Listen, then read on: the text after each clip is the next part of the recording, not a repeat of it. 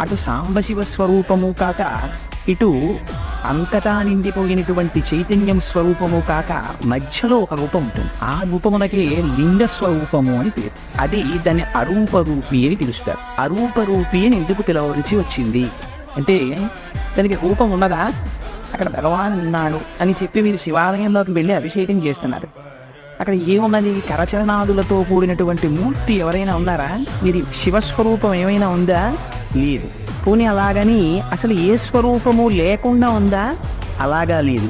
ఒక చిన్న పీఠం అంబమయం సర్వం శివలింగైశ్చ చిన్మయం అంటారు. అలా ఆ పీఠముతో కూడి చిన్మయముతో కూడినటువంటి లింగ స్వరూపం ఒకటి ఉన్నది. కాబట్టి అసలు ఏమీ లేదు అందామా? కుదరదు. ఉన్నది అందామా కరచరణాదులతో? కుదరదు.